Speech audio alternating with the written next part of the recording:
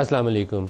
आज शाम में अभी पाकिस्तान तहरीक-ए-इंसाफ के तर्जमान रऊफ़ हसन उनके ऊपर इस्लामाबाद के एक मुकामी एक मार्केट में एक टीवी चैनल के बाहर उनके ऊपर अटैक किया गया। बहुत ही नाखुशगवार वाक़या है जिस तरीके से उनको मारा गया, ज़ख्मी भी किया गया। उनके चेहरे के ऊपर ज़ख्म आए हैं जिसकी वीडियोज़ क्लिप्स अभी तक सामने मौजूद हैं।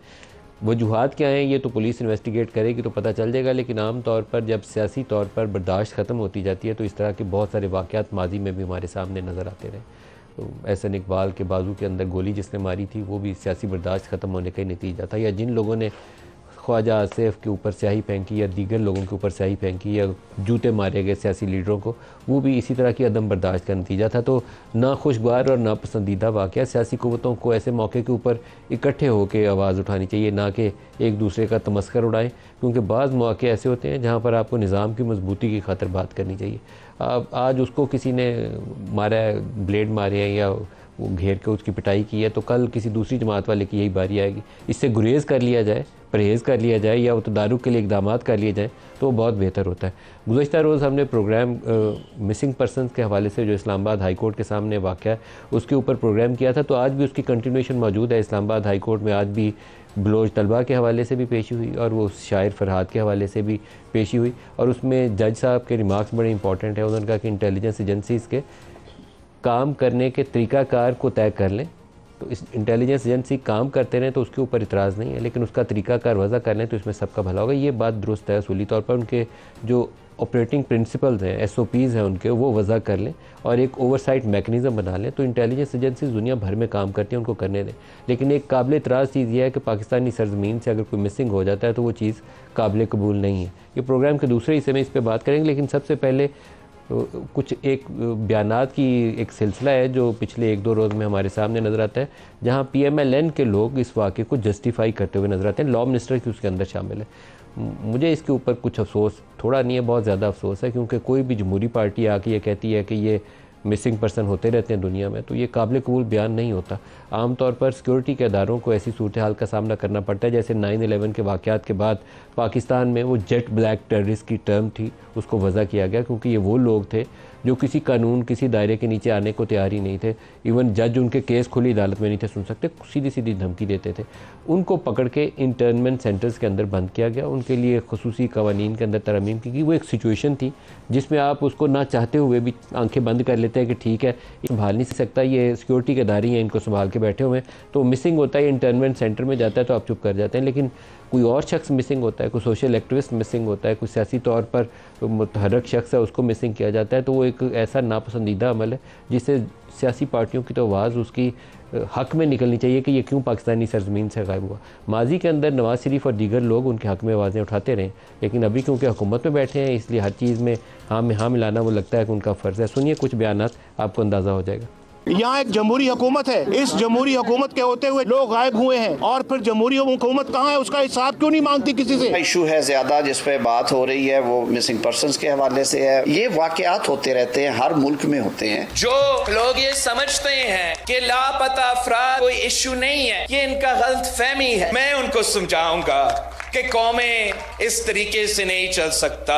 हमारे जो हमसाया ममालिक और दुनिया के और ममालिक देखे जाए तो UN में इस वक्त 100 से ज्यादा ऐसे ममालिक हैं जिसमें मिसिंग पर्सन का केसेस चल रहे हैं, जिसमें इंडिया है, बांग्लादेश है, में बरतानिया है। मिसिंग पर्सन के केसेस जहां लोगों के अपने जाती मफाद या इश्यूज चल रहे हैं, उनको स्टेट के ऊपर ना डाला जाए। हर केस जो है वो मिसिंग पर्सन का केस नहीं है। ये खड़ी है वो बच्ची, 3 भाई इसके लापता हैं, 3 भाई। खुदा का खौफ करो, तुम्हारे भी बच्चे हैं, शर्म करो, शर्म करो, शर्म करो। मैं समझता हूँ कि ये मिसिंग पर्सन को प्रोपेगेंडा टूल बना के रियासती इदारों के खिलाफ जिस तरीके से इस्तेमाल किया जाता है वो इंतहाई नामुनासिब है।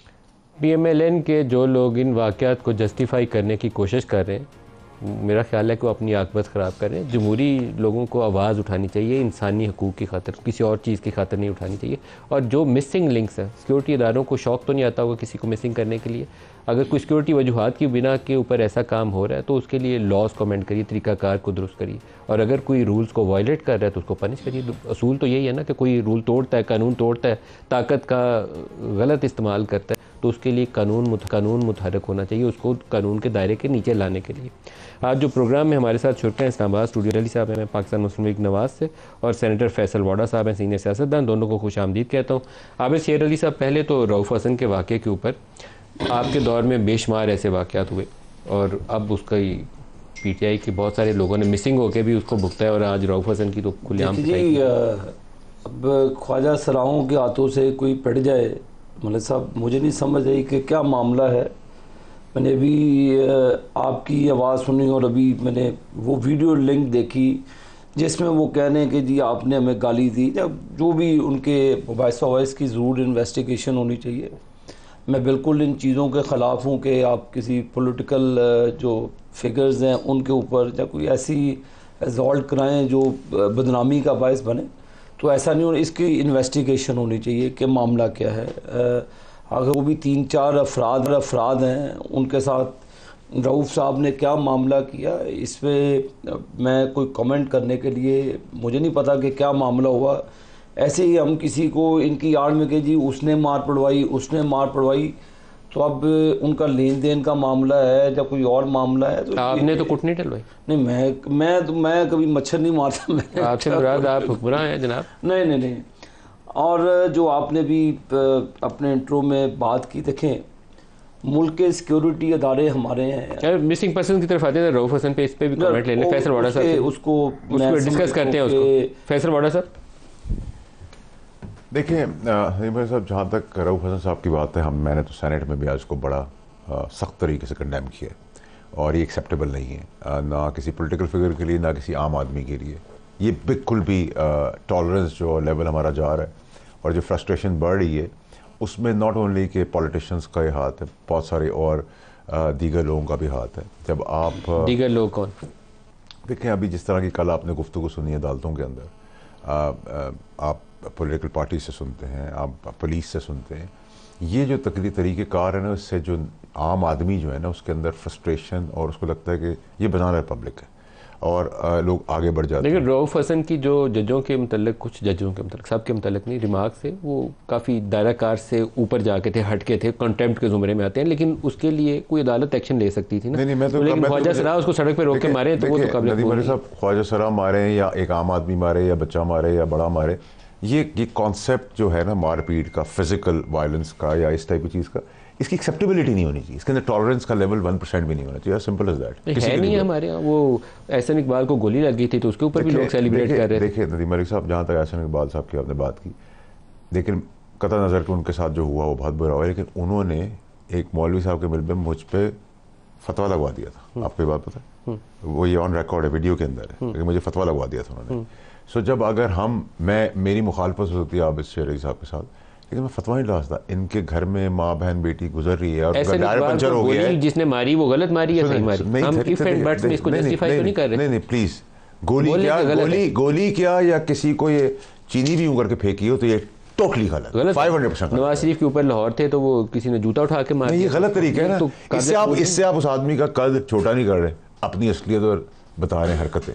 किसी को आदमी छोटा बड़ा नहीं कर सकता। इज्जत और जिल्लत अल्लाह के हाथ में। अगर मैं किसी के आगे जूता रख देता हूँ, मार देता हूँ, या कोई स्याही फेंक, ये भी यूं करके फेंक देता हूँ, स्याही भी फेंक, ठीक है। तो इससे आप अपने ज़र्फ और अपने घटियापन की बात बता रहे हैं। उसका कुछ भी नहीं जा रहा, वो तो मुँह साहब के अंदर निकल जाएगा, वो तो इनोसेंट है, जो भी खड़ा है वो ये खड़े हैं, मैं कर। देखिए नहीं मेरे साथ हमारे वहाँ ना, मैं आया तकरीर में भी आज मैंने ये कहा है कि हमारी सियासी मुखालफत तक ठीक है, मैं भी इसको अब रियलाइज़ करता हूँ, हम जानी दुश्मन नहीं बन सकते एक दूसरे के, क्योंकि हमारा जानी दुश्मनी का, मैं मुखालफत कर सकता हूँ, मुखालफत कर सकते हैं, अग्री टू डिसएग्री कर सकते हैं। और यही जो बॉन्ड हमारे बीच में नहीं था पार्लियामेंटेरियंस के ऊपर, जैसे मैंने आज अनाउंस किया कि शहबाज शरीफ साहब की अगर किसी ने integrity as prime minister, as parliamentarian question किया तो मैं शहबाज शरीफ साहब के साथ खड़ा हूँ। यही मैंने कहा PTI के, ये MQM के लिए। अगर इस सेनेटर के साथ कुछ होगा तो अगला सेनेटर आगे खड़ा होगा, नॉट कि सेनेटर है, आपके पास को मसला होगा तो हम पाकिस्तानी साथ खड़े होंगे। लेकिन अगर आप यूं करके बुलाएंगे मुझे तो फिर यूं होगा। ये इज्जत एक वाहिद चीज़ है जिसमें आप किसी के अंदर भी इन्वेस्ट कर दें। मैं आपसे इज्जत से बात करूँगा, मुझे डबल इज्जत वापस करेंगे।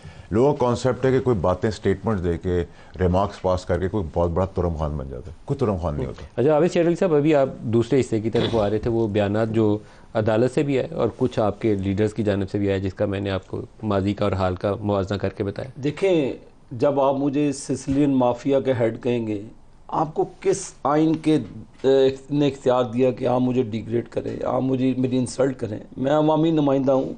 आप आइनी दायरे में रहकर अपनी गुफ्तगू को कंटेन करें। आप पाकिस्तान के उस मुकाम पे बैठे जहाँ पे आप इंसाफ का तकाजा है, और एक ये आपने अल्लाह की अदालत में जवाब देना और इस अवाम की अदालत में जवाब। आपको कोई राइट नहीं बनता कि आप मुझे सिसिलियन माफिया कहें या मेरी इंसल्ट करें अदालत में। दुनिया की किसी अदालत में बता दे मौलाना साहब, कोई किसी भी फिगर को जो आम पब्लिक हो उसको इंसल्ट करे। ये सिर्फ पाकिस्तान में रीत और रवायत है जो चंद बरसों से पड़ी है कि आप जजेज हजरात टीवी वालों का इंतज़ार करते थे। वो टीवी पे पहले कई फेवरेट चैनल पे उनकी फुटेज चलती थी, वो जो फिर अपने अल्फाज से वो हेडलाइन चलती थी। ये दुनिया में कभी होता है किसी? ये आपको किसी ने राइट नहीं दिया क्या आप मुझे आईनी तरीके से मेरे से ज़रूर मेरे पे कोई इल्ज़ाम है, कोई चीज़ है, उसको अपने कानून के दायरे में आपको ये इख्तियार नहीं दिया कि आप मेरी इंसल्ट करें। आबिद शेर अली साहब, पाकिस्तान में 2011 से ना एक प्रोजेक्ट लॉन्च किया गया था जिसका नाम था नया पाकिस्तान, और इमरान खान को हुकूमत दिलानी थी, आपको चोर डाकू साबित करना था। उसमें जजों का और इस्टेब्लिशमेंट के कलीदी किरदार जो थे 2-3, वो दोनों ने मिल के ना गठजोड़ से आप सबके ऊपर छाप लगानी थी कि चोर और डाकू लूट के खा गए पाकिस्तान को, $100 अरब मनी लॉन्ड्रिंग से पाकिस्तान से बाहर चला गया और बड़ी चोरी की आपने, पाकिस्तान खोखला कर दिया। इसमें अब आप कहें कि एक जज को ललकार रहे हैं। जज को नहीं ललकारते, पब्लिक में तो ये भी कहते हैं कि वकील की करना जज कर लो। आम से नहीं तो फिर आप रियलिटी की तरफ क्यों नहीं जाते? लोग ये भी कहते हैं यार वकील की करना जज कर। ये लोगों की जो ये प्रोजेक्ट था ये गठजोड़ था कि नहीं था? ये किसी की छाप को ना आप रोक सकते हैं, जो लोगों के जो खल्के खुदा की जुबान है ना उसको नहीं रोक सकते। तो आप अपनी डोमेन में रहकर आइन और कानून के मुताबिक फैसले दें। इंसाफ आपकी जुबान से नहीं, आपकी कलम की जुम्बे से होता नजर आना चाहिए। ये नहीं कि आप प्रेशर हो। हमारे साथ हमें सजाएं दी गई, मेरे लीडर को आपने सजाएं दी, मेरे लीडर को आपने सिसिलियन माफिया कहा, मेरे लीडर को आपने पता नहीं क्या क्या कहा, कोर्ट रूम में कहा और उसकी हेडलाइन चली। और आप कहें हमें तो कुछ नहीं, हम कहें तो वो कंटेम्प्ट के जुमरे में आ जाता है। मेरी पहले बात सुने, मुझे 1.25 लाख वोट बढ़ता है, मैं अवाम का नुमाइंदा हूँ। आप मुझे चोर डाकू कैसे कह सकते हैं? मैं आपकी जुबान ना खेल दूंगा पकड़ के। मैं आपको नहीं, ये मैंने वैसे ही कहा। मेरी बात खत्म कर लेने दे। आप जिन जजों को कह रहे हैं, नहीं मैं किसी जज को नहीं कह रहा। किसको कह रहे हैं? मुझे भी नहीं कह रहे तो किसको कह रहे हैं? मुझे क्यों सिसिलियन माफिया का आपको किसने कहा? उसने वो जो रिटायर्ड हो गया उसको किसने इख्तियार दिया था? साकिब निसार को और वो जस्टिस खोसा को, उसके बाप के मुलाजम थे हम, क्यों हमें वो सिसिलियन माफिया कह रहे हैं? आप मुझे गाली देंगे, मैं आपको गाली दूंगा। अब मैं गाली दूंगा तो आप मुझे कहेंगे जी कंटेम्प्ट के जुमरे में आ जाए अदालत के अंदर। आप मुस्कुरा रहे हैं। मैं साकिब निसार को मैंने यही कहा था, मैं ये कह रहा हूँ कि आप मुझे गाली देंगे तो आपको डबल गाली पड़ेगी। ये आप जजों को कह रहे हैं, किसको कह रहे हैं? मैं सबको कह रहा हूँ, पाकिस्तान और पूरी दुनिया के अंदर जो इंसान है। साहिबजादा हामिद रजा साहब हमें ज्वाइन कर चुके हैं। सर आपको वेलकम करता हूँ, लेकिन पहले आप अपना जवाब पूरा कर लें। हामिद रजा साहब मेरे शहरी भी हैं, इनके वालिद साहब के साथ मेरा बड़ा ताल्लुक है। वो हमारे नून लीग के, मेरा उनसे हमारा नस्ल 2-3 साहिबजादा साहब दबंग आदमी है, अभी आते हैं इनकी तरफ भी, लेकिन पहले अपना जवाब आप पूरा कर लें जनाब फैसल वाडा साहब। देखिए इमरान खान के केस चल रहे हैं जी इस वक्त इस्लामाबाद हाई कोर्ट में। आज टेरियन वाइट वाले केस को उन्होंने उठा के तो बाहर फेंक दिया है, कल साइबर वाला मामला लगा हुआ है। अंजाम इन केसेस का अच्छा नहीं होना, और मुझे लगता है कि ये इस्टेब्लिशमेंट वर्सेस जुडिशरी जो टसल है ना, इसमें आप लोग उसको और पंप कर रहे हैं, कुछ चीज़ों को चैलेंज करते हैं। जज को बैठ के पहले चैलेंज नहीं किया इन्होंने, खोसा इन्हें पहले याद नहीं आया, साकिब निसार भी पहले याद नहीं आया, अभी अचानक इन्हें 10 साल बाद याद आया। उस वक्त भी याद आया, हमारे 3 बंदों को निकाला। टॉलरेंस थी ना, ये टॉलरेंस दे करना आपने हर आदमी को एक लेवल और लिमिट और बॉर्डर लाइन से 10 गुना आगे इजाज़त दे दी। लेकिन ये बात ठीक है, मैंने आज तकरीर में भी ये बात की, सिसिलियन माफिया इन्होंने तो उस वक्त नहीं उठाया, मेरे पे प्रॉक्सी लगाया एक सिटिंग जज ने, अतर मिल्ला ने, जस्टिस। अगर आप कोई कानून नहीं है कि एक जज किसी, मैं और आप एक दूसरे पर इल्ज़ाम लगा सकते हैं, जज नहीं लगा सकता। उसकी इंडियन हेडलाइंस बनी है, उसकी इंटरनेशनल हेडलाइंस बनी है, ठीक है जी। अब आपकी जुर्रत कैसे हुई, चाहे वो जज है या आपकी जुर्रत कैसे हुई कि आप मुझे प्रॉक्सी कह रहे हैं? अगर आप जुर्रत है तो आगे बढ़ के जुर्रत दिखाएं कि सब सबूत रखें, वरना मैं जुर्रत दिखाऊंगा। आपको नोटिस हुआ है ना, जाएंगे तो वहाँ जाके सवाल जवाब होगा, जवाब देना पड़ेगा। वो तो मुझे कंटेम्प्ट में बुलाया, प्रॉक्सी पे नहीं बुलाया। वो तो मुझे घुमा फिरा के ले आए हैं कंटेम्प्ट में। मतलब मैंने आज कहा रऊफ हसन साहब के साथ हुआ है, शुक्र है मैं सेनेट में था, वरना किसी घर में नान देर से पहुंचा फैसल पाउडर। जिन्होंने कंटेम्प्ट किया, मौलाना साहब ने घेरा लगाया सुप्रीम कोर्ट का, कहा हम जजों को घसीटेंगे। अरेस्ट भी था, कंटेम्प्ट भी था, नहीं था। पीटीआई के ने गलत ज़बान इस्तेमाल की, गलाजत इस्तेमाल की, नाम लेके इस्तेमाल की, कोई कंटेम्प्ट नहीं था। मेरा इन जनरल बात करने पे काहे घुमा, उसमें मैं ये समझता नहीं कि मुझे घुमा के कंटेम्प्ट में ले आए। मुझे लगता है कुछ लोगों ने प्रीहेम्प्ट कर लिया है कि मैं मवाद के साथ आगे बढ़ रहा हूँ। आज जो मैंने टेस्ट ट्रायल दिया है, जो आज मैंने चीज़ें शवाहिद के साथ दी हैं, देखते उसका रिजल्ट क्या आता है। ये शवाहिद में रुकूंगा तो नहीं, इतने शवाहिद हैं कि पाकिस्तान के अंदर अदालतें अगर दिन रात काम करेंगी ना तभी 1 साल लग जाएगा। अच्छा साहबजादा साहब, जो इस्लामाबाद हाई कोर्ट में मोहसिन अख्तर कियानी साहब के सामने मामला है, वो मिसिंग पर्सन के 2 केस हैं, एक वो ब्लोच स्टूडेंट्स वाला है और एक वो शायर फरहाद वाला मामला है। अब एक भी शख्स के खातिर पूरे पाकिस्तान को, आप समेत मैं तो तवक्को रखता हूँ कि सारे आवाज़ उठाएंगे उसके हक़, लेकिन यहाँ पर एक कन्फ्रंटेशन वाली कैफियत मौजूद है। जज साहब उसके ऊपर चाहते हैं कि बंदे को पेश किया जाए, और मुझे लगता है कि एक पर्सनल क्लैश वाली सिचुएशन डेवलप हो गई है, जो कभी एक मुस्बत नहीं करार दिया जा सकता। मुल्क का अदारों का नुकसान हो जाता है। ये हमें किधर को लेके जा रही है? बिस्मिल्लाहिर्रहमानिर्रहीम, बहुत शुक्रिया नदीम साहब। अब मैं आपके इस ओपिनियन का मुकम्मल एहतराम भी करता हूँ और इससे एग्री भी करता हूँ। मेरा ख्याल है कि ये पाकिस्तान में मिसिंग पर्सनस का जो इशू है ये अब का नहीं है, ये बहुत पुराना है, और शायद रियलाइज़ इसलिए हुआ कि इस मरतबा मिसिंग पर्सनस पंजाब से भी हो गए। नहीं, अभी सिचुएशन जो क्लैश वाली सिचुएशन है उस वजह से केस सामने उसके ऊपर हाइप बन गई है, नहीं तो हम आंखें बंद कर लेते थे बिल्कुल। लेकिन 9/11 के बाद से बंदे मिसिंग हो रहे हैं सर 9/11 से पहले हो रहे हैं। Whatever was happening in Balochistan, in KPK, in Sindh, वो 25-30 साल से रो रहे थे, हमें समझ नहीं आती थी। मैं let me be very honest, 9/11 के बाद स्केल बढ़ गया उसका, और मैं चूंकि मेरा ताल्लुक पंजाब के साथ है, मुझे एडमिट कर लेने दीजिए इस चीज़ को कि मैंने इसके ऊपर नेग्लिजेंस दिखाई। हम समझते थे कि शायद कोई जो एक हमें बताया जाता था कि शायद कोई प्रॉक्सीज़ हैं एंटी पाकिस्तान, जो हर बंदा बलोचिस्तान से भी मिसिंग का नारा लगा रहा है, इंटीरियर सिंध से भी लगा रहा है, KP से भी लगा रहा है। लेकिन जब अब खुद पे गुजरी है तो उसमें पता लगा कि सारी हकीकत वैसी नहीं है जैसी बताई जाती है। यकीनन कुछ लोग ऐसे हैं जो मिलिटेंसी में मुलव्वस हैं, जो एंटी स्टेट हरकत में मुलव्वस हैं। डिफरेंशिएट करना पड़ेगा ना, एक पॉलिटिकल और सोशल एक्टिविस्ट में और जेट ब्लैक में डिफरेंशिएट। आप हर चीज़ को ग्रे एरिया में नहीं रख सकते। मैं ये समझता हूँ कि जब ये इंसिडेंट हो गया था और जिस किस्म का एक क्लैश बढ़ रहा है जुडिशरी में और पाकिस्तान की इस्टेब्लिशमेंट के अंदर, पहले दिन ही शायद वो जो हमारा शायर है फरहाद साहब, शायद उनका नाम है, उनको मेरा ख्याल पेश कर देना चाहिए था। अभी भी छोड़ देना चाहिए, अभी छोड़ देना चाहिए, जितना जल्दी छोड़े उतना अच्छा है। क्योंकि सर देखें, बदकिस्मती पाकिस्तान में ये है, और ये मैं इसका इतलाक तमाम लोगों के ऊपर होता है कि जब हम इक़्तिदार की कुर्सी पर होते हैं या ताकत की कुर्सी के ऊपर बैठे हैं ना, हम अंधे हो चुके होते हैं। हम समझते हैं कि नौज़ुबिल्लाह नकले कुफर ना बाशद, खुदा मैं ही हूँ, मैं ना खुदा बन के बैठा हूँ और किसी के माई बाप की जुर्रत नहीं है कि मेरे आगे बोल सके। और ये अप्लाई करता है पाकिस्तान की इस्टेब्लिशमेंट के लिए भी, पाकिस्तान की पॉलिटिकल एलीट के लिए भी, पाकिस्तान की जुडिशरी के लिए भी। भुट्टो को फांसी पे चढ़ा दिया था, सोचा नहीं है कि अल्लाह को जवाब देना। जुडिशरी का कोई चेहरा इतना कोई इतना काबिल कदर नहीं है कि हम उसको लायके तहसीन कह सकें। जो भी ताकत में आता है वो समझता है फिर मैं ही हूँ, और फिर उसके बाद उसको वो ये भूल जाता है कि कुछ अरसे के बाद there is ending for everything. Arooj सिर्फ अल्लाह की ज़ात को है जो परमानेंट है, उसके अलावा सब कुछ ज़वाल है। तो ये अगर दे देंगे तो वेल एंड गुड, वगरना कन्फ्रंटेशन होगी। पहले ही पॉलिटिकल स्टेबिलिटी नहीं है, और अगर अब ये 2 इदारों के दरमियान ये कन्फ्रंटेशन भी सामने आ गई तो मजीद मामला तबाही की जानब करीब आ गई है। लेकिन ये कन्फ्रंटेशन हो रही है और मजीद होनी है, ये अभी टलने का इम्कान नहीं है। तो ब्रेक के बाद मैं चाहूँगा इसके ऊपर रोशनी डालें, क्योंकि ये पाकिस्तान का मफाद तो कम अज़ कम इसमें नहीं है। एक ब्रेक ले लीजिए, हमारे साथ रहिए।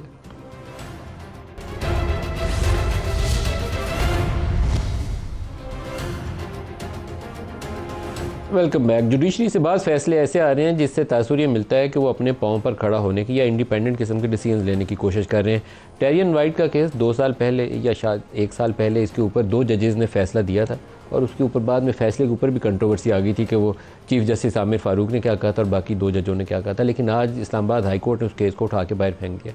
साइफ़र का मामला लगा हुआ है इस्लामाबाद हाई कोर्ट के सामने, और कोई बहुत पॉजिटिव आउटकम की इस्टेब्लिशमेंट के पॉइंट ऑफ व्यू से या हुक्मरान जमात के पॉइंट ऑफ व्यू से उसमें आने के इम्कानात कम है। हो सकता है इस्लामाबाद हाई कोर्ट उसमें भी बड़ा पावरफुल किस्म का फैसला दे दे। गुज़श्ता रोज़ 9 मई का एक मुकदमा था जिसमें जो मुलव्वस मुल्ज़मान जिनके ऊपर जिसमें इमरान खान समेत कई और लोग भी थे वो भी डिसमिस कर दिया गया था क्योंकि उसमें सबूत ऐसे मैसर नहीं थे जिसकी बिना के ऊपर सज़ा दी जा सके। तो मुझे लगता है आबिद शेर अली साहब ये जो कंट्रोवर्सी है इस्टेब्लिशमेंट वर्सेस जुडिशरी ये हमें किसी और साने से दो चार न करते, कोई अच्छे रुझानात नहीं है। जो अदालत के सामने सबूत है उसको सामने रखते हुए उसने फैसला करने दें उसे। मलिक साहब देखिए, जो मुल्क की इंटेलिजेंस एजेंसीज हैं जब मुल्क पर मुश्किल वक्त आता है उनकी कुर्बानियाँ भी मांगते हैं, उनसे हिफाजती इक़दाम भी मांगते हैं। वो गोली के आगे भी उन्होंने खड़ा होना है, मुल्क की हिफाजत के लिए भी उन्होंने खड़ा होना है। जब उनके ही अदारों में कुछ पीटीआई के लोग अपनी लीडरशिप के कहने पर घुस जाएंगे, आपने टीवी वीडियो शायद मौजूद हैं, मोहतरमा यास्मीन राशिदा साहिबा ले लें, उनके जनरल सेक्रेटरी पंजाब के ले लें, लाहौर से उनका ताल्लुक है मेरे ज़हन से। यास्मीन राशिद पे क्या सबूत है? मतलब प्रोटेस्ट तो कर रही है लेकिन और कह दें कि जी कोर कमांडर। अच्छा मेरी बात सुने, मैं अपने मॉब को कह दूँ आए जी अदालत के बाहर चले चलते वहाँ पे हमला कर दें तो इसका क्या मतलब है? मैं मॉब को लेकर आज तक हमारे पे आपने सुप्रीम कोर्ट का क्या इल्ज़ाम लगाया जी हमने हमला करा दिया? आप तो गुस्से थे। सुन ले बात, क्या इल्ज़ाम है जी कि सुप्रीम कोर्ट पे कारकुन जाते हैं, जब आप कारकुनों को एक जगह पे बुलाते हैं कोई आइसक्रीम खिलाने के लिए तो बुलाते नहीं है। आपने मॉब को कहा जी, वो भी बिफरा हुआ आपका मॉब। देखिए शहबाज शरीफ ने पंजाब हाउस में ऑर्गेनाइज किया था सुप्रीम कोर्ट वाले अटैक को। कोई नहीं, मेरे वालिद साहब उसके विटनेस है शेर अली साहब। अगर कोई ऑर्गेनाइज किया होता है तो मेरे वालिद साहब सफ़े अव्वल में खड़े होते हैं इन चीज़ों में, उनको वो उस मीटिंग में शामिल थे। किसी किस्म का ये ऑर्गेनाइज्ड हमला नहीं था। मैं आपको यकीनन बता रहा हूँ, मेरे वालिद साहब से मैंने कि ये क्या मामला है और वो उस मीटिंग में मौजूद है जिसमें शहबाज शरीफ साहब लीड कर रहे थे। किसी किस्म का ऐसा डिसीजन नहीं था। आप मेरी बात सुने, मेरा आपसे इख्तिलाफ है इस पे। आप मेरे 1 मिनट लूँगा। आप लेकर जा रहे हैं, आप उनके घरों पे हमला करते हैं जी और उसका आपका लीडर कहता है जी तबाह कर दिया सारा कुछ। मैंने तो नहीं कहा जी, ये किसने कहा? ये ऑन द रिकॉर्ड उनके लीडर का बयान है, तबाह कर दिया जी। और सारा और उनको कह रहे हैं जी आप मैसेज दे रहे हैं कि जिधर का है वहाँ पे पहुँचने, कहाँ पहुँचे? सब हमारी आर्म फोर्सेस की जगहों पे पहुँचे। मलिक साहब जब आपने तहैया किया हो, जब आपके पास शवाहिद मौजूद हैं, अगर आप खुद ही कोई ऐसे डिसीजंस देंगे जिससे एक ऐसा और क्योस पैदा हो जाए जिससे मुल्क का उसका मुतम्मिल क्योस से ही तो डर लगता है। मैं आपको बता रहा हूँ, ये फैसल वाडा साहब का एक बयान था, मैं आपसे उसकी वजाहत भी चाहता हूँ लेकिन बराह रास्त उसका पूरा आंसर चाहता हूँ। आपने कहा 9 मई में जनरल फैज़ का रोल है, क्या कहा आपने एग्जैक्टली? देखिए नदीम मेरे साहब, क्योंकि 9 मई का केस किसी ना किसी स्टेज पे तो खड़ा होना है, खुलना है, तो मुनासिब तो तब होगा जब मैं बाद में बहुत डिटेल में बात करूँगा। लेकिन ये बात बिल्कुल की वजह है कि मैंने ये कहा कि उसकी प्लानिंग के अंदर उनकी इन्वॉल्वमेंट भी है। जनरल फैज़ की और किसकी है? अब वो तो जब 9 मई आएगा तो अभी तो हम जो मेन जिस चीज़ के ऊपर चल रहे हैं 9 मई आएगा तो 9 मई की आप कहते हैं 9 मई की प्लानिंग में जनरल फैज़ की इन्वॉल्वमेंट है क्या? तो जब आएगा 9 मई का केस वाकई जब उस टाइम पे हम आएंगे तो general Faiz was no more in army at the time he was retired. You don't need to be in the army. तो फिर उसका आप जब आर्मी में थे तो आप क्या करते रहे? बाहर आर्मी से निकल के अगर प्राइवेट सिटीजन के तौर पर उसकी कोई सियासी एफिलिएशन थी तो उसके ऊपर तो आप क्वेश्चन कर सकते हैं। देखिए नदीम भाई साहब, ये तो जब 9 मई का वाक़या खुलेगा तो उस वक्त बात होगी ना कि किस वक्त आप हाजिर सर्विस थे और किस वक्त हाजिर सर्विस नहीं थे, उस वक्त क्या हुआ और बाद में क्या हुआ, तो बहुत। लेकिन आपने ये जुमला कहा कि उसको 9 मई में सजाए मौत देनी चाहिए। ट्रेटर के ऊपर तो सजाए मौत होती है ना। तो ये आपने कहा मुल्क के साथ गद्दारी हो, गद्दारी अगर हो मुल्क के साथ, आइन के साथ, अपने इदारे के साथ, जमहूरियत के साथ, बिल्कुल। ट्रेटर क्या होता है? आपने उसको गद्दार क्यों कहा? एज ए ट्रेटर भाई, दिस मेरी एनालिसिस है बेस्ड ऑन फ्यू थिंग्स। काफी मतलब पावरफुल और स्ट्रॉन्ग वर्ड्स हैं, मैं इसको दोहराऊंगा तो नहीं, लेकिन आप कह रहे हैं तो आपके पास कोई एविडेंस होनी चाहिए। मैंने तो आज तकरीर छोटा सा भी तो एक टेस्ट केस भेजा, मैंने उसके भी एविडेंस लगाए। एविडेंस के बगैर ये नहीं कह सकता मैं 100% एविडेंस है, बट एविडेंस के बगैर मैं कोई बात करता नहीं हूँ। इसकी एविडेंस है आपके पास? सर आप देखेंगे अभी बहुत कुछ होना है। उस इदारे के पास एविडेंस होनी चाहिए तो उसको तो प्रोसीड करना चाहिए। सर देखते चले जाए ना सर, साहिबजादा साहब और बाकी लोगों से 9 मई का सबूत ढूंढ रहे हैं तो सबसे पहले काम इस पे आगाज करना चाहिए। जब तक हमारी अदालती निज़ाम ठीक नहीं होगा फिर इसमें अदालतें आ जाएंगी। अदालतें जब ठीक काम करेंगी ना, अदालत ने 9 मई में कल इमरान को बरी किया। देखिए बरी कर दिए, उनकी जवाबदीद है, उनके पास होगा प्रूफ, नहीं होगा ठीक है। अगर ये फेवरिज्म फिर आपको जनरल फैज का सबूत देना चाहिए। मैं क्यों दे दूं, हर चीज़ मैं दे दूं, जब जज जरा भी तो कुछ कर लें।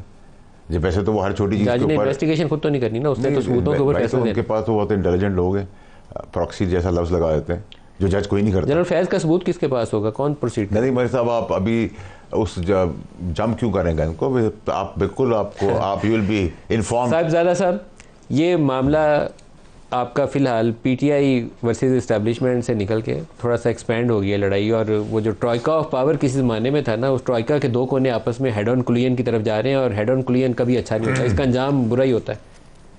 जब भी हुआ माजी में, आप हिस्ट्री उठा लें, पहले सदर और वज़ीर-ए-आज़म के टकराव में कोई एक कैजुअल्टी बनता था और आमतौर पे वज़ीर-ए-आज़म बनता था, इस्टेब्लिशमेंट और सदर मिल जाया करते थे।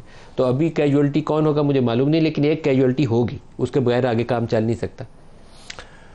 अगर तो इसी तरीके से मामला चलते रहे तो नदीम मलिक साहब, हम कैजुअल्टी तो नहीं होंगे। आप मतलब पीटीआई कैजुअल्टी नहीं होगी, तो कौन होगा कैजुअल्टी? देखें जो लड़ रहे हैं आपस में, उनमें से कोई एक कैजुअल्टी होगी जी। मैं देखें नदीम साहब, मैं एक चीज़ के बारे में बड़ा क्लियर हूँ। हमारे यहाँ हमें किसी जगह पे फुल स्टॉप भी लगाना है। वो कहते हैं there is always a new beginning. हमें किसी जगह पर रुक के पीछे को फरामोश करके आगे भी बढ़ना है। अगर हम पीछे से जाएंगे तो फिर 47 से कायदे आज़म से लेके अब तक, वो मैं 2 मिसालें दूंगा, चोई साहब 2 मिसालें देंगे, आप 4 दे देंगे, ठीक है। किस किस को आप उड़ाएंगे, किस किस के ऊपर क्या क्या इल्ज़ामात नहीं है। किसी जगह पे हम फुल स्टॉप लगा के कि अब ओके दिस इज़ इट, यहाँ से ऑनवर्ड्स आगे अगर कोई काम ख़राब हुआ तो अब उसके ऊपर प्रॉपर जो है वो जज़ा सज़ा का कॉन्सेप्ट होगा। हमें उसकी तरफ भी तो बढ़ना है, या हम पीछे की तरफ बैठे रहें। देखिए मैं, let me be very clear, general Faiz हों, जनरल ज़हीर हों, जनरल पाशा हों, ये कम अज़ कम इन 3 के साथ तो मेरा बड़ा करीबी ताल्लुक़ रहा। जनरल बाजवा हों, ये तमाम लोग हों। सर जी, हमारे सिस्टम की इतनी कैपेसिटी ही नहीं है कि इनको बुला सके, इनको कॉल कर सके, इनको सज़ा दे सके। उसकी वजह नहीं बुला सकते ना, नो वेज। तो वो जो जज साहब कल से ललकार रहे थे, तो वो तो सर्विंग को बुलाने के चक्कर में आ गया सर्विंग। सर उनका इम्यूनिटी है, अंडर लॉ नहीं आ सकता। सेक्टर कमांडर भी नहीं आया सर। नहीं एक मिनट, मैं उसको क्लियर कर दूं। नहीं, लेकिन पहले वो जवाब तो पूरा करें। अभी तो सेक्टर कमांडर भी नहीं आया। नहीं आया, कौन बुलाएगा सेक्टर कमांडर को? सर उन्होंने बुलाया था, लेकिन वो आए आगे। सर हाई कोर्ट का जज था। ये को वेस्टर्न सोसाइटी की आप बात करते तो मैं देखता सेक्टर कमांडर छोड़े, आपका जनाब अफवाज का सरबराह भी 2 मिनट के अंदर हाई कोर्ट के जज के ऑर्डर के बाद ना पहुंचता तो मुझे पकड़ लेते। हम तखय्युलात की दुनिया से या आइडियलिज्म से बाहर नहीं निकलना चाहते। That is our basic problem and main problem. मैं ये समझता हूँ कि एक जगह सब ताकतों को एक जगह पर बैठना चाहिए, एक चीज़ की एंडिंग करके उसको क्लोज करके वहाँ से हमें आगे बढ़ना है। जिस चीज़ की हमारी कैपेसिटी ही नहीं, मैं यहाँ पे बैठा कह दूँ जी फलाने जर्नल को आप ले आओ, या आप फलाने जज को ले आओ, आप फलाने। सर मैं आपको एक बात बताता हूँ, हमें कुछ जज के ऊपर तहफ़्फ़ुज़ आता है, चोई साहब वो किसी जज के ऊपर है, आपको किसी के ऊपर है, किसी को आधे पाकिस्तान आप भी कर रही है, आपकी जमात क्रिटिसाइज कर रही है। मतलब आप लोगों ने अपने टारगेट अलहदा रखे हुए हैं। आप जस्टिस आमिर फारूक, जस्टिस काजी फायदी साहब की पूरी टीम है सोशल मीडिया की, उनको लगी है ना सर। इन्होंने अपने चुन लिए, इन्होंने अपने करने के। सर मेरी बात सुनिए, जब जज किसी को फेवर दे रहा है, आपका ख्याल है पाकिस्तान में फेवर वो अल्लाह वास्ते देता है? किस जज ने किसको फेवर दी? किसने किसको नहीं दी, ये बताएं आप। सर अल्लाह वास्ते देता है, वो भी कुछ चीज़ें सेव करके बैठा होता है।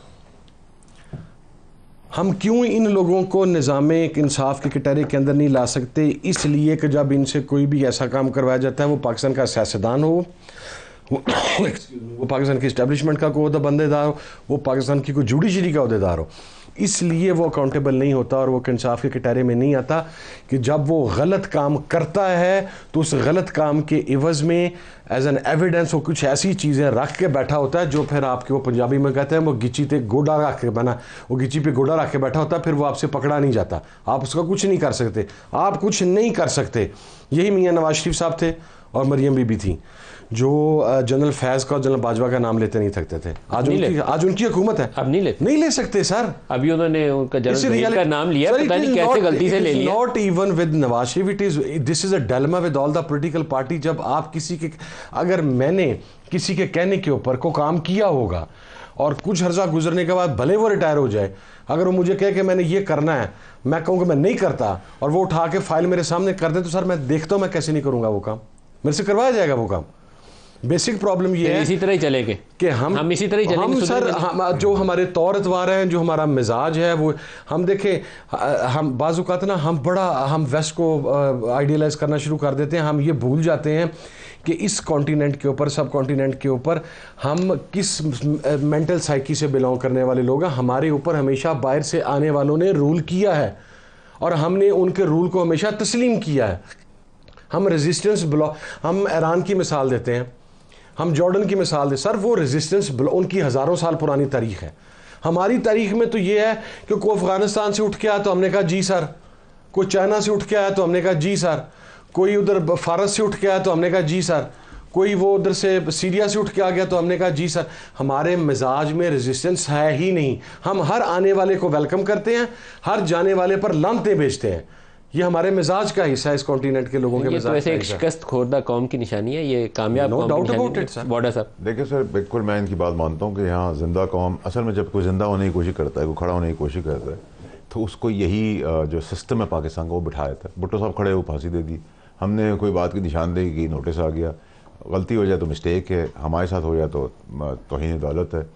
जो ये बात करें, हमारे वहाँ रिटायर जैसे होता है ना आदमी, आप उसके ऊपर हिटिंग शुरू करते हैं। मैं हमेशा से प्रॉब्लम में भी रहा, इस वजह से प्रॉब्लम रहा कि मैंने हमेशा वक्त हुक्मरान या वक्त कुर्सी, जो तगड़ा आदमी हो, कुर्सी पर बैठा हो, उसको टेक ऑन किया, और उस टेक ऑन करने में अल्लाह मदद करता है। ये हमेशा से अल्लाह, अगर अब नीयत था साफ़ है आपकी, अल्लाह ताला, आप चूंटी हैं, सूंड में घुस जाएँ, हाथी को गिरा देती हैं। मेरा तो लाइफ में पूरी ज़िंदगी फेथ ये रहा है कि मेरी एरोगेंस नहीं, मेरा कॉन्फिडेंस अल्लाह के ऊपर है।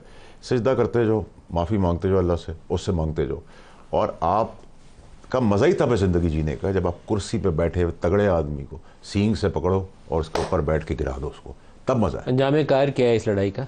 मेरी लड़ाई का establishment versus judiciary. Establishment versus judiciary. देखिए, आप कल जैसे रिमार्क्स आए, 18 उसकी हैसियत क्या है, 18 ग्रेड के सेक्टर कमांडर की। मेरे भाई जज साहब, आपको एक्चुअली तो ग्रेड भी पता होना चाहिए, 20 ग्रेड का अफसर होता है, और 4 ग्रेड का भी अफसर है, तो जो जिसकी हैसियत को पॉइंट आउट करे उससे पता चल रहा है कि आप खुद बहुत शैलो बात कर रहे हैं। कोई भी इंसान, अगर मैं आपको आपकी हैसियत क्या है, तो एक्चुअली मैं अपना ज़र्फ दिखा रहा हूँ, कॉम्प्लेक्स हूँ। जज को अगर कोई उसको लगता है कि लॉ वायलेशन हुई है, matter you can't speak, order कर सकते हैं, आप ऑर्डर कर सकते हैं कलम से। आप अब आप क्या कर रहे हैं, रिमार्क्स देते हैं मौला जट के, ऑर्डर लिखते हैं अलिफ नून के। भाई जो आप मीडिया को भी ये करना चाहिए कि जो ऑर्डर है वो लिखे, रिमार्क्स में मौला जट है, उड़ा देंगे, बुला देंगे, इसके ऊपर आपको नोटिस हो जाएगा। क्यों आप उसको कह रहे हैं मौला जट और पे तो नहीं नोटिस? नहीं भाई, बात सुना सर, मैं तो सर मुझे फांसी पे चढ़ा दें सर। वैसे as a matter of principle, मैं कोई पॉलिटिकल वर्कर्स को कंटेम्प्ट की सजाएं देने और नोटिस पे मुखालिफ रिमार्क्स देखिए, मुझे एक चीज़ की आज तक समझ नहीं आई, पूरी सिविलाइज्ड दुनिया के अंदर कंटेम्प्ट ऑफ कोर्ट का कॉन्सेप्ट ही नहीं है, रिमार्क्स का भी नहीं है, कोई कॉन्सेप्ट नहीं है, किसी को गाली नहीं दे सकते। कंटेम्प्ट असल में आप डंडे के ऊपर अगर कोशिश करें ना कि किसी अदालत की इज्जत हो तो डंडे से अदालत की इज्जत। इस्लामी जमहूरिया पाकिस्तान है सर, अगर खलीफा वक्त सैयदना उमर फारूक रज़ी अल्लाह ताला अन्हु को उनकी शूरा का एक मेंबर खड़ा होकर ये कह सकता है कि ये बताओ कि बैतुल माल से आपको ये चादर मिली थी, ये आपके लिबास के लिए पूरी नहीं है, तो बाकी कपड़ा आपने कहाँ से लिया है? अगर खलीफा वक्त से बरी शूरा के अंदर ये सवाल पूछा जा सकता है, जो कि ये ज़हन में रखें उस वक्त हेड ऑफ द स्टेट काज़ीउल कुज़ा भी होता था, चीफ जस्टिस भी वही होता था।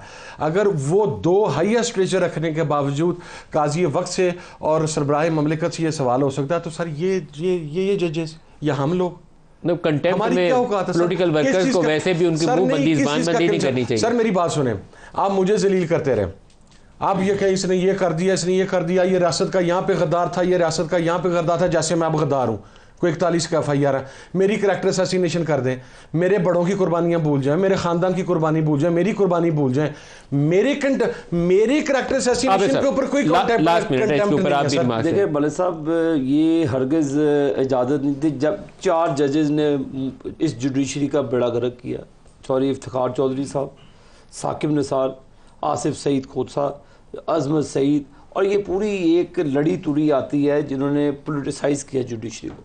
आपको कोई कानून इख्तियार नहीं देता कि आप आबिद शेर अली को चोर के, सिसिलियन माफिया के, मुझे डाकू के, आप अपना जो भी लिखना है, फैसल वाडा साहब ने बिल्कुल किया, रिटन ऑर्डर थे, आपकी ये नहीं, आपको किसी लॉ ने इजाजत नहीं दिया कि आप मुझे मेरी इंसल्ट करें, मैं पब्लिक का नुमाइंदा हूं। इवन डाकू भी हैं तो आप नहीं कर सकते, ऑर्डर करें। अपने अपने डोमेन में रहें, आइन और कानून के मुताबिक चलें, लोगों को इंसाफ दें। आप ये गुड बैड ना खेलें। आपकी पसंद का बंदा हो तो आप कहें जी गुड टू सी यू, आपका बंदा पसंद का नहीं होगा आप सिसिलियन माफिया कह दें, आपको बिल्कुल ये जरूरत नहीं होगी। देखिए हम सबको मिलकर रिफॉर्म्स करके सबको बजाय कोलाइड करके आपस में चलना चाहिए, बनिस्बत के हम टकराव की सूरत में जिसमें मुल्क का नुकसान हो रहा है। सबके ईगोज़ हैं, आपकी सेल्फ रिस्पेक्ट है तो मेरी भी है। अगर हम एक दूसरे की सेल्फ रिस्पेक्ट खींचने के चक्कर में रह जाएंगे तो मामला ख़राब हो जाएगा। एक स्टेप सबको पीछे हटना पड़ेगा, अपनी अपनी जिम्मेदारियाँ लेनी पड़ेंगी और यूनाइटेड होकर पाकिस्तान के लिए चलना पड़ेगा। That's the way forward. If you don't want to do it, एक लाइन कह सकते हैं, दो सिर्फ बंदे, जस्टिस राणा भगवान दास और justice Cornelius, and Shem for us both were non Muslims. उसके बगैर आप पाकिस्तान का जितना जुडिशल सिस्टम है उसे निकाल के देख लें। We don't have a good president and we don't have anything. Hamid Raza साहब, सेनेटर फैसल वोडा साहब, आबिद शेर अली साहब, आप सबका बहुत शुक्रिया। आज के लिए इतना ही, इजाज़त दीजिए। अल्लाह हाफ़िज़।